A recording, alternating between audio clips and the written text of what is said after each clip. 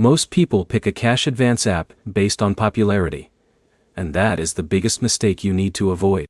Because in reality, two apps can look similar but behave completely differently when you actually need money. In this video, we are comparing the Klover and the Dave in 2026, so you can clearly understand which one is better for your situation. Let's start with what both apps do. Both Klover and Dave are designed to give users small cash advances before payday. They connect to your bank account, analyze your income, and decide how much you can borrow safely. Now here's the immediate difference you need to understand. Klover focuses more on income patterns and optional rewards-based features, while Dave focuses heavily on budgeting tools and overdraft protection. That difference affects everything from approval speed to user experience. Let's break down Klover first. Klover works by analyzing your bank activity and giving you access to small advances based on your income consistency. But here's the problem many users face. If your income is irregular or your account activity is limited, your approval amount can be very low or delayed. For example, Alex might qualify for a small advance quickly because he has steady direct deposits, while someone with inconsistent freelance income may see lower limits. Now let's talk about Dave. Dave is more structured.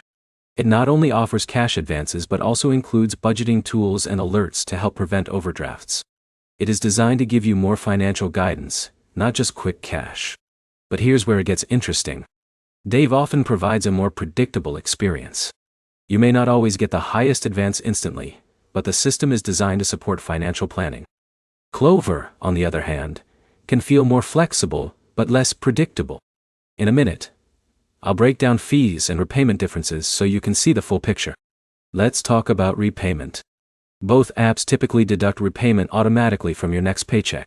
However, Dave often gives more structured repayment timing, while Klover is more directly tied to your deposit schedule. Now let's talk about cost. Both apps may charge subscription fees depending on features and usage. This is important because users often overlook these small monthly charges, which can add up over time. Now, here's the real comparison. If you want a more structured financial tool with budgeting features and predictable support, Dave is usually the better choice.